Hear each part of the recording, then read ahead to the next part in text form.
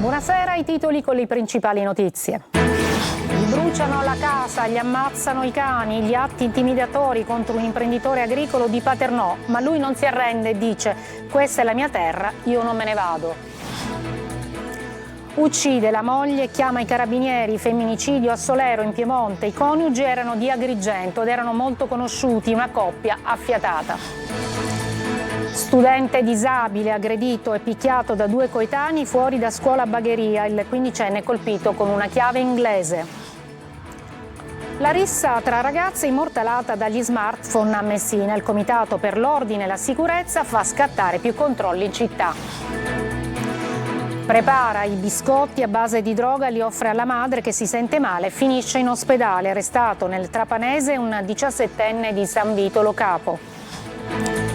In The Souk, nuovo single dei Dirotta su Cuba con Mario Venuti. Il brano è la fusione dell'acid jazz italiano con il più moderno cantautorato. Calcio, il Catania in cerca di conferme a Foggia punta alla terza vittoria stagionale in trasferta. Si avvicina il rientro di De Rose.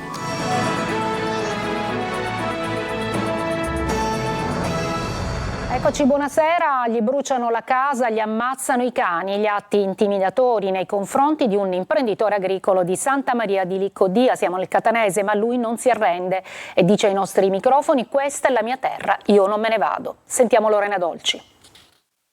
Lo shock principale, oltre all'incendio, è trovare il cane che era chiuso in un recinto. L'aggravante è che è chiuso in un recinto, che non ti può aggredire, ed è un cane docile perché era un cane usato per la pet therapy di mio figlio, che è un ragazzo autistico.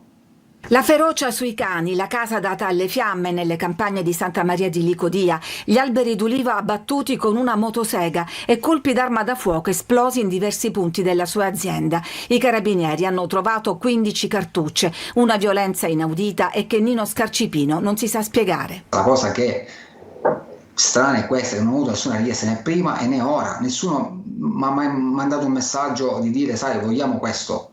Forse sono scomodo perché io lì mi batto per la legalità, per l'acqua che arriva sporca di fognatura, per la spazzatura che c'è per strada. Forse sono rimasto l'unico.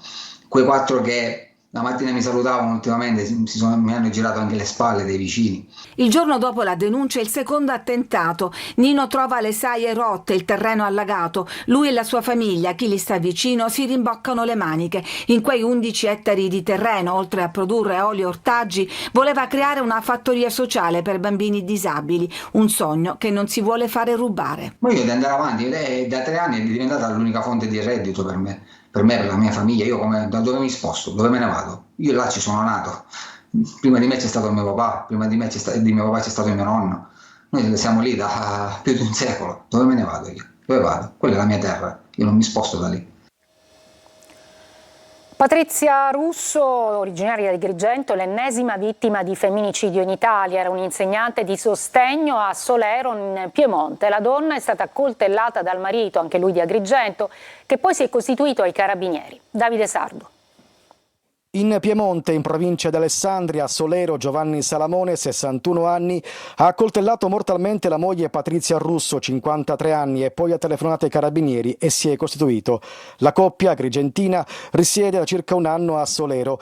Nella loro casa i militari hanno trovato il corpo della donna in camera da letto e tra le ipotesi di indagine c'è quello che l'uomo abbia colpito la consorte durante una lite. I coniugi avevano appena concluso la stagione della raccolta delle olive e erano rientrati al lavoro da pochi giorni. I 2 figli vivono fuori. La coppia è molto conosciuta ad Agrigento ed è descritta come molto affiatata e innamorata. Se io volessi prendere per esempio una coppia affiatata avrei preso sicuramente loro.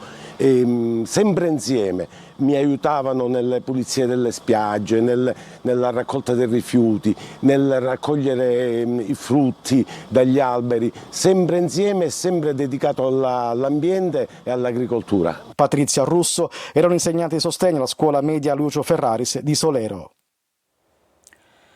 Studente disabile aggredito e picchiato da 2 coetanei fuori da scuola a Bagheria. Ipotesi è la spedizione punitiva. Il quindicenne è stato anche colpito con una chiave inglese. Marco Gullà. Una storia di violenza marcia che arriva da Bagheria, in provincia di Palermo. Vittima un ragazzino disabile di 15 anni, accerchiato e picchiato da 2 coetanei all'uscita da scuola, probabilmente al termine di una vera e propria spedizione punitiva. Tutto nasce da un diverbio tra 2 giovani sfociato nel ferimento a un braccio di uno dei contendenti. La preside dell'istituto convoca un'assemblea per sedare gli animi e riportare la calma, ma non è così. Lunedì scorso 2 ragazzini col volto coperto hanno atteso fuori il coetaneo disabile che aveva colpito uno dei 2 e lo hanno circondato e poi picchiato con l'utilizzo di una chiave inglese. Anche calci e pugni alla vittima, che è finita al pronto soccorso dell'ospedale civico di Palermo con ferite al volto guaribili in 10 giorni. I sospetti sono caduti su 2 coetanei che nelle ultime settimane avrebbero anche bullizzato il 15enne, descritto da tutti come un bravo ragazzo che eccelle nello sport ed è molto rispettoso. A Bagheria non è mai successo una cosa del genere, dice un residente del paese in provincia di Palermo. Questi episodi sono deprecabili e dovrebbero far riflettere tutta la città. Adesso la rissa tra le ragazzine immortalata dagli smartphone a Messina. Oggi in prefettura il Comitato per l'Ordine e la Sicurezza, che si è riunito proprio per vagliare l'episodio e incentivare i controlli in città. Francesco Triolo. Più controlli, telecamere di videosorveglianza collegate con le sale operative delle forze dell'ordine, agenti a piedi e controlli mirati. E quanto ha disposto a Messina il prefetto al termine della riunione del Comitato Provinciale per l'Ordine e la Sicurezza convocato d'urgenza dopo l'episodio della lite tra ragazzine a Villa Dante. L'incontro è servito a valutare la sicurezza all'interno del parco, ma si è fatto un approfondimento anche su quella nel capoluogo peloritano. Il prefetto ha quindi disposto una intensificazione della vigilanza nell'ambito del piano di controllo coordinato del territorio per i servizi di ordine e sicurezza. La rissa tra le ragazzine immortalata dagli smartphone fa discutere per la violenza con cui è stata aggredita una delle giovani e ha riacceso il tema della sicurezza. Indubbiamente un po' di preoccupazione c'è, ma nella misura in cui alcuni episodi si possono verificare a Villa Dante, ma si possono verificare e si verificano anche all'esterno della villa, si verificano in città. Intanto sono in corso le indagini per capire cosa sia realmente accaduto. La polizia municipale sta visionando le immagini delle videocamere di sorveglianza della villa e il video incriminato per ricostruire i contorni di cosa sia accaduto effettivamente. E non solo a Messina, ma ancora violenza nel centro di Palermo, protagonista un vero e proprio branco di giovanissimi, per lo più minorenni, del quale facevano parte anche 2 ragazzine. Maglio Viola. Ancora bande di ragazzini violente seminano lo scompiglio nel centro di Palermo, ma stavolta il gruppo è stato individuato e fermato dai carabinieri dopo una doppia aggressione avvenuta nel giro di qualche centinaio di metri fra via Macheda e via Divisi. Quello che colpisce è proprio la giovane età degli aggressori, tutti sotto i 18 anni tranne uno, 2 erano ragazzine. Protagonisti un gruppo di 5 giovani, come detto, un 19enne e 4 minorenni, fra cui 2 ragazze che prima hanno aggredito 2 turisti settantenni tentando di scippare loro borsa e cellulari. I 2 però hanno reagito cogliendo di sorpresa la piccola banda che si è data alla fuga quando ha capito che erano stati chiamati i carabinieri. Ma non contenti, i 5 avrebbero aggredito poco distante un 20enne, accerchiato e malmenato fino a procurargli la frattura del setto nasale per portargli via cellulare e occhiali da vista. Un'ulteriore aggressione che ha dato il tempo ai carabinieri della stazione di Piazza Marina di raggiungere i 5 per arrestarli nella semiflagranza del reato. Le 3 vittime in caserma hanno presentato denunce e riconosciuto i loro aggressori. Le dichiarazioni sono anche state confermate dalle immagini degli impianti di videosorveglianza della zona. Gli arresti sono stati convalidati dai competenti tribunali. Ai 4 minorenni, su richiesta della procura, è stata applicata la misura della custodia cautelare in carcere. Lo studente vittima della rapina è stato medicato all'ospedale civico di Palermo e dimesso con una prognosi di 30 giorni. La retata antidroga di ieri allo Sperone, stiamo a Palermo, mette in luce la situazione allarmante del quartiere. Abbiamo sentito il sacerdote Don Di Marzo. Marco Gullà. Una nuova retata è un segnale di malessere questo del quartiere Sperone. È un momento di dolore innanzitutto, perché chiaramente si capisce che c'è ancora una piaga che non si riesce a risolvere in questo quartiere. Siamo certi che si riduce il problema sempre più, nel senso che tante famiglie capiscono il danno che fanno con lo spaccio, ma questo dolore che continua a vivere il quartiere nasce da un disagio economico non indifferente, da una mancanza di alternative che dobbiamo dare. Cosa occorre per un cambio di passo del quartiere Sperone, Don Ugo? Gli stessi coinvolti nelle retate, non quest'ultime chiaramente, ma parlo di quelle dei mesi scorsi, degli anni scorsi, spesso hanno cambiato vita, spesso hanno chiesto per i figli una vita diversa, spesso la chiedevano anche quando spacciavano. Questo ci fa comprendere che serve un investimento nelle giovani generazioni, nella formazione, nella loro tutela, nella loro cura, che non significa pensare a chissà quali strutture, ma semplicemente accompagnare il quotidiano. È preoccupato però per l'alto consumo di crack che ormai ha sdoganato praticamente ogni frontiera, ogni quartiere. Prima era soltanto in una determinata fascia della città, adesso insomma è dovunque. Il consumo di crack qui è relativo, qua si vende, qua è molto più grave il problema. Quello che qua spaventa la quantità di merce che viene venduta per tutta Palermo e provincia. Questo è il dramma di questo quartiere. Gli utilizzatori sono veramente pochi e vengono da fuori quartiere spesso, non sono quelli che abitano qui, quelli che usano il crack. Qua il dramma è vedere una produzione continua per Palermo e per tutta la provincia. E non si ferma la crisi idrica in Sicilia, dove continua a non piovere, dove continuano a guastarsi parti tecniche importanti della rete che fornisce l'acqua ai cittadini. Adesso tocca ai comuni di Caltanissetta e San Cataldo. Eva Spampinato. Caltanissetta e San Cataldo si aggiungono alla lunga lista dei comuni siciliani rimasti senza acqua.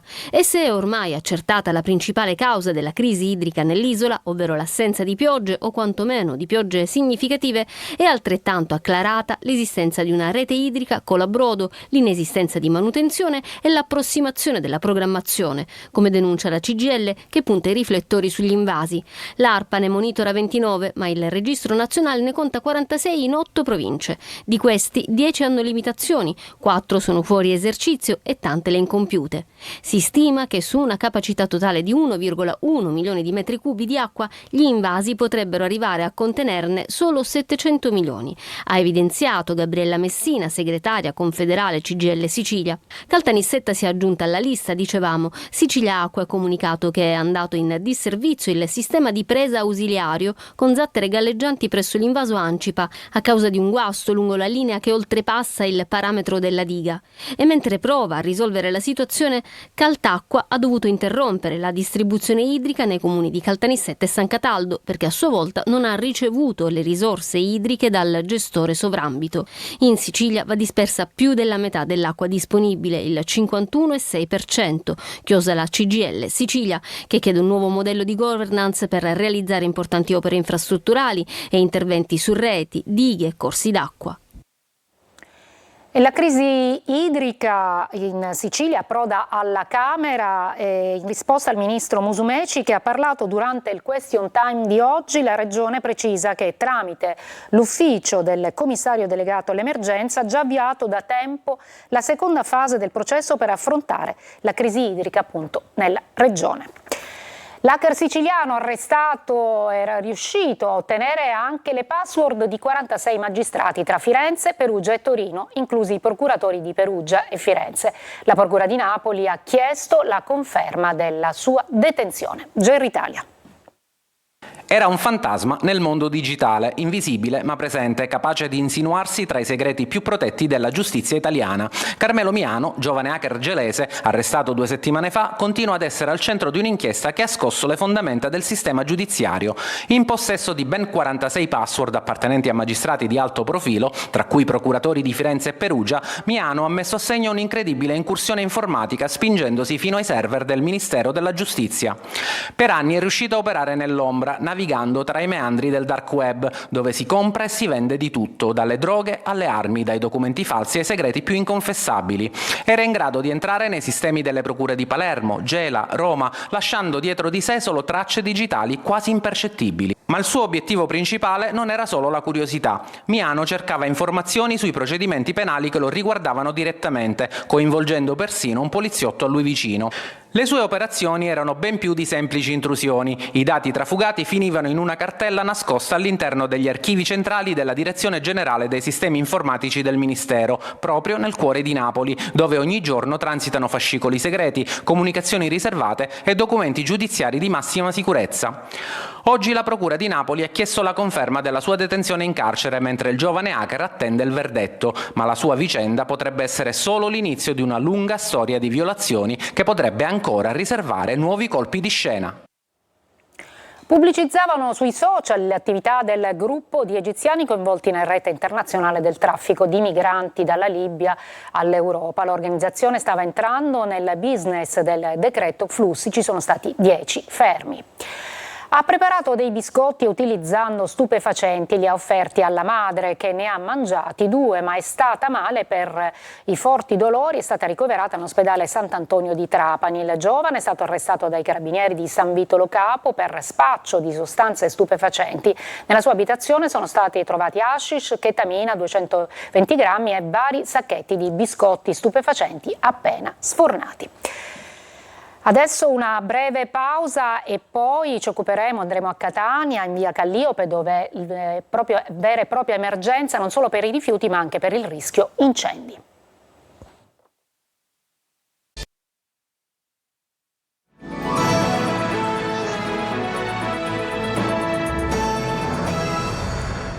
Non posso vivere con l'estintore a portata di mano. A Sicilia 24 parla una residente di via Calliope a Catania, la cui abitazione, circondata dalla spazzatura, è stata pure assediata dalle fiamme. Tonino De Mana.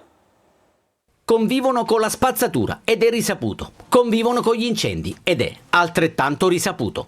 Fondo Romeo a Catania è il simbolo dell'abbandono e delle periferie dimenticate ed oltraggiate. Le telecamere fortemente volute dall'amministrazione pogliese ci sono, ma a giudicare dalle immagini sono pressoché inutili, non si giustificherebbe altrimenti tale scempio. Chi abita qui o chi lavora qui conosce bene la paura per averla vista in faccia ed ancor peggio sa di vivere sul chi va là, pronto sempre al peggio e pronto a vedersela con ogni tipo di pericolo, dall'Eternit alla diossina, senza contare di trovarsi direttamente circondati dalle fiamme. Esasperata ed arrabbiata questa signora che risiede in via Calliope e che da sola ha dovuto fronteggiare le lingue di fuoco che hanno minacciato la sua abitazione, danneggiando l'area circostante e bruciando parte di quest'albero. Viviamo in mezzo alla spazzatura, in mezzo ai topi, non si può vivere più così.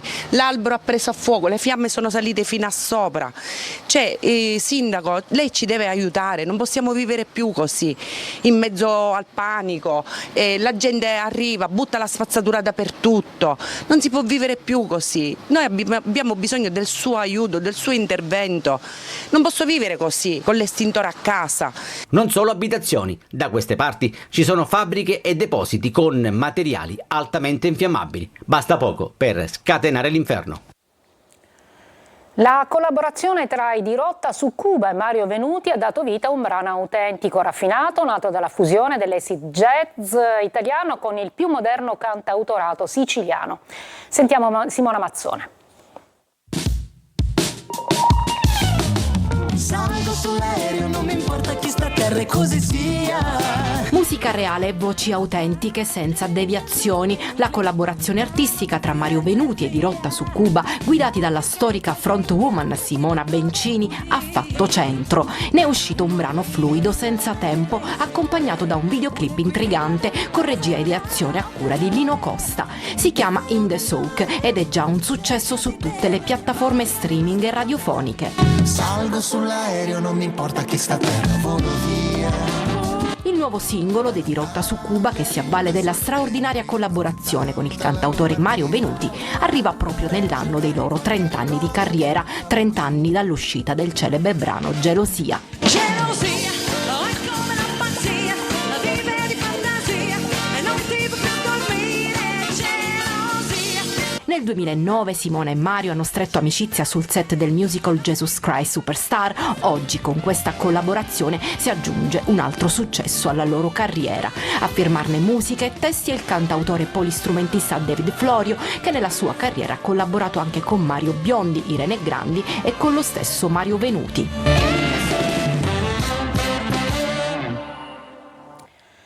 Adesso il calcio, dopo la pubblicità ovviamente, con il Catania che si prepara al confronto con il Foggia.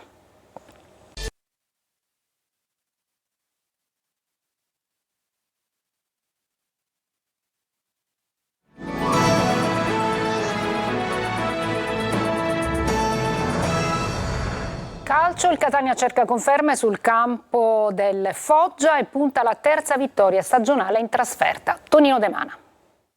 Dalla sconfitta di Giuliano è un Catania che ha cambiato marcia, tanto da portarsi a -2 dalla vetta, virtualmente a -1 se si considera la penalizzazione in classifica.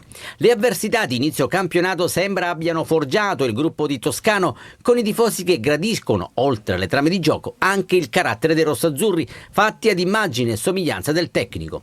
Il 2-0 all'Altamura, griffato Carpani ed Inglese, ha ormai lanciato in orbita il Catania che si presenterà a Foggia con le credenziali di chi punta alla promozione diretta, e sarà proprio il terreno dello Zaccheria a fornire le risposte giuste al cospetto di un avversario dal rendimento altalenante ma comunque insidioso, specie davanti al pubblico amico.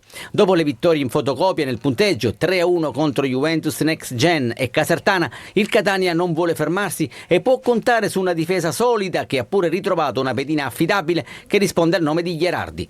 Fantasia ed imprevedibilità sono invece garantite da Carpani e Gimenez, mentre in avanti inizia a farsi sentire il peso di Inglese, un elemento che ha sempre avuto un buon feeling con il gol, e buone notizie arrivano dall'infermeria, visto che sembra imminente il rientro di De Rose, che sta forzando i tempi, tanto da poter sperare in una convocazione per la sfida di domenica pomeriggio contro i pugliesi.